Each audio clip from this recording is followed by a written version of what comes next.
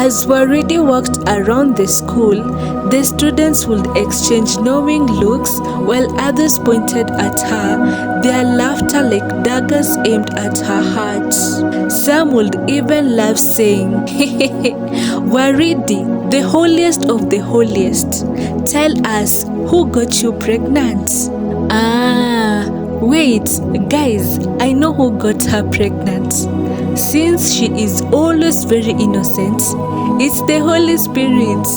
Meet the new Virgin Mary, officially from Africa. Once upon a time, there lived a beautiful girl called Waridi. Waridi was the brightest student in her class, always scoring good grades, and she actively participated in class, making all the teachers love her. Each day, as she eagerly participated in discussions and aced her assignment with ease, her teachers couldn't help but sing her praises to the rest of the class. All of you, look at Waridi, the teachers would say, their voices filled with pride. You should all be like Waridi. She is passionate in learning and doing all her assignments. Let her dedication be an inspiration to each of you. And so, everyone in class admired Waridi and others were envious of her. During school parades, when Waridi led the others in singing the national anthem, the teachers would often single her out, praising her exceptional intellect and moral character for all to see. And so, everyone in school looked up to Waridi. Despite her intellect and good behavior, Waridi's life was far from perfect. Back at home, where Waridi lived with her mother, Waridi faced a lot of hardships. Her mother, burdened by the trials of life, often directed her frustrations toward Waridi, blaming her for their hardships and resenting her for the struggles they endured. If only you were not born, I would not have to struggle this much. Waridi's mother would often say, your father, my dear Musa, left me because of you, because I got pregnant and he left me because of you. I struggle to raise you because no one wants to help me. I wish you were not born. These words from her own mother cut Waridi deep. All Waridi longed for was her mother's love and approval, but it remained just out of reach. Despite her best efforts to excel in her studies and be a dutiful daughter, she could never seem to earn her mother's love and acceptance. Waridi's mother left all the house chores for Waridi to do, and she never even once cared for her. Waridi would wake up early in the morning, do all the house chores, and cook breakfast before she prepared herself to go to school. Sometimes, Waridi's mom refused to give her lunch money, and so when everyone in school went for lunch, Waridi would take out her books and read, so as to distract herself from the fact that she had no lunch. Waridi felt lonely, and she always wondered what she could do to make her mother love and accept her. Waridi's mother also blamed her for the disappointments and heartbreaks she had endured in her own romantic endeavors. During that time, getting a baby or having a baby out of wedlock was considered a shameful thing, often resulting in rejection from the community. So, every time Waridi's mother got a new man into her life, she would try to hide the identity of Waridi, claiming that Waridi was just her niece. But as the saying goes, what is hidden in the dark will come to light one day. The men would later find out that Waridi was her daughter, leaving Waridi's mom alone, unwilling to tarnish their own reputations by associating with a woman of such low moral character. And because of this, Waridi's mother's hatred grew with each passing day. So, one day, When Waridi was coming back from school, she was shocked to see her class teacher, Mr. Odor, at her home chatting with her mom. "Hello, Mr. Odor. I hope I have done nothing wrong in school," Waridi went on to say. "Calm down, Waridi. You have done nothing wrong. I and your mom have a confession to make. We have been dating for a while now, but we don't want to keep it as a secret from you anymore." Waridi looked at her mom as she nodded in agreement. Waridi was shocked by this news, but she was excited and happy that her mom had finally found somebody who loves and accepts her. If only Waridi knew what was waiting for her, she would not have been so happy. After 2 months of dating, Waridi's mom and Mr. Odor got married in a church wedding, and everyone in school now knew that Mr. Odor was Waridi's stepdad. All that time when Mr. Odor started dating Waridi's mom and when he married her, he was always nice to Waridi, and Waridi loved him so much. However, one day, when Waridi's mom traveled for a business operation, Mr. Odor did the unexpected.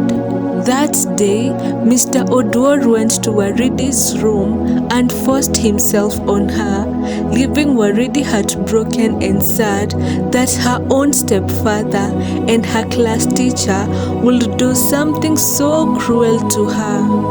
Threatening to kill her, Mr. Odor left Waridi lying down helplessly on her bed. The next day, when Waridi's mom came back home, Waridi tried to explain to her mother what happened to her, but her mother refused to listen and she slapped her saying, "Hey, Waridi, you are such an evil and jealous bastard. How could you accuse my lovely husband for raping you? I have been lonely and sad all these years because of you. Please allow me enjoy my new marriage in peace." Waridi was heartbroken. If her own mother couldn't believe her, who else could? She wondered. Mr. Odor kept laughing at Waridi as he said, "I told you not to tell anyone. See, even your own mom doesn't believe you. I warned you. I will show you what suffering feels like, little girl." So, every time Waridi's mom was away, Mr. Odor will come to Waridi's room and force himself on her. Mr. Odor also advised Waridi's mom to be giving Waridi additional work, claiming that Waridi had grown to be a lazy girl. And so, Waridi's mom, blinded by love, overworked Waridi, not even caring about her daughter's feelings. As time passed, Waridi started feeling sick and awkward. She had morning sickness and she started to vomit frequently. Waridi even started dozing off during class time, making the teachers question about her sudden change. Being the bright student that she was, Waridi knew what that meant. She was pregnant and Waridi was scared. Constantly in thought about what to do with her pregnancy, Waridi started to lose focus even with her studies. She went from scoring the best grades in class to scoring the least grades in class. This shocked many of her teachers and her classmates, and despite asking Waridi what was wrong with her, Waridi kept her secret hidden, afraid that people would not believe her. But she couldn't hide the secret for long because her belly started to become big. Despite her best efforts to wear baggy clothes, it was evident to everyone that Waridi was pregnant. Upon noticing that Waridi was pregnant, Waridi's mom beat her mercilessly, saying, "Waridi, I will kill you today. You must tell me who the baby's father is. You have destroyed your life, Waridi. Tell me now, who is responsible for your pregnancy?" Waridi cried as she told her mom that Mr. Odor was responsible and that he raped her, but her mom did not believe her. She instead accused Waridi of being jealous of her now that she had a husband. Waridi's pregnancy was evident to even people in school, as her uniform was no longer fitting her anymore because of how big her belly was growing. As word of Waridi's pregnancy spread throughout the school, students who had once admired her now viewed her with disdain, their words dripping with judgments. As Waridi walked around the school, the students would exchange knowing looks while others pointed at her, their laughter like daggers aimed at her heart. Some would even laugh, saying, Waridi, the holiest of the holiest, tell us who got you pregnant? Wait, guys, I know who got her pregnant. Since she is always very innocent, it's the Holy Spirit. Meet the new Virgin Mary, officially from Africa. They would say, laughing loudly. Everyone in school mocked Waridi as they taunted her with cruel nicknames and cutting remarks. Waridi became the subject of whispered conversations and mocking laughter, her every move scrutinized by her peers. Waridi was hurt, sad and alone as she cried, realizing how her life had changed. One day, during the school assembly, Mr. Odor spoke about the ongoing issues in the school. Students, like I always tell you, please listen to the advice I give you. I always tell you students, abstain from sexual activity, but it seems someone here does not understand what the word abstain means. Mr. Odor said as he pointed at Waridi. Everyone in the school turned and looked at Waridi as they laughed, and Waridi was embarrassed. Mr. Odor went on to say, as I was saying, look at you, Waridi. You have destroyed your life and your future because of your foolishness.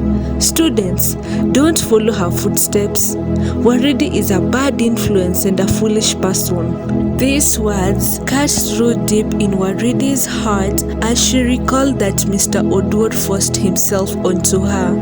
Waridi was angry and she made up her mind to tell the entire school the truth of what happened. Immediately, Waridi ran to the front of the assembly ground as she pointed at Mr. Odor.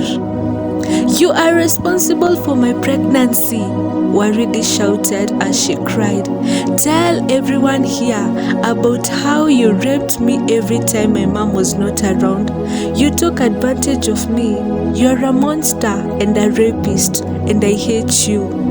But Mr. Odor denied it, convincing everyone that it seemed Waridi was going insane because of her teenage pregnancy. Not even a single teacher or student believed what Waridi told them. They all looked at her as if she was a mad girl. Waridi tried to make people believe her, but no one did. Even her own headmaster had her escorted out of the assembly, stating that Waridi was bringing chaos into the school. When Waridi went home, her mother chased her out of the house, claiming that she was trying to ruin her marriage. Waridi was heartbroken. She cried as she thought to herself, I am the victim of his abuse, yet no one believes me. Everyone treats me like I'm a criminal. I can't take it anymore. How am I supposed to give birth and take care of a baby that reminds me of how people betrayed me? I must end it all, Waridi said to herself. As she saw the lake, Waridi knew what she had to do. Waridi wanted to jump into the lake and drown herself to death so that she could stop suffering. Just as she was about to throw herself into the lake, an old woman approached her saying, Young girl, what are you doing outside in your condition? Pregnant women shouldn't stay in the cold like this. Follow me and I will take care of you. And so, Waridi followed the kind old woman. The woman welcomed her to her house and told her to make herself at home. For days, the woman took care of Waridi, pampering her and giving Waridi the motherly love she had craved for all these years. Waridi and the woman became very close, and Waridi told the old woman her entire life story. With sympathy in her eyes, the old woman promised to love and take care of Waridi till her last breath. After a few months, Waridi gave birth to a beautiful baby girl, and she gave her up for adoption to a young couple who had found it difficult to have a baby. Waridi made this decision because at the moment she was lost and she couldn't give that baby the love and affection that she required. The old woman, who was now like a mother to Waridi, used her resources to enroll Waridi in a new school so that she would continue with her studies. And so, Waridi went back to school, determined to be successful in life and forget her past. Waridi passed very well in her high school exams, and she joined campus where she studied law, determined to help people find justice and have their voices heard. Waridi became a lawyer, and she was the best of the best lawyers in town. Her job was well paying, and Waridi built a mansion for her and the old woman to live in. In short, Waridi was very successful, living her dream life and supporting others. So, one day, Waridi received a rape case that a young schoolgirl claimed to have been raped by her teacher. Determined to get justice for the girl, Waridi did her research and built a very strong case. During the court day, Waridi was shocked to see that the teacher accused of rape was the same Mr. Odor who had raped her and turned everyone against her.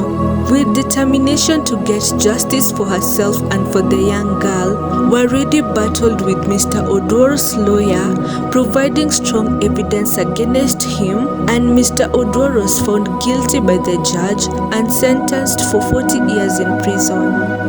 Waridi was happy that justice had finally been served and that Odor would finally pay for his crimes.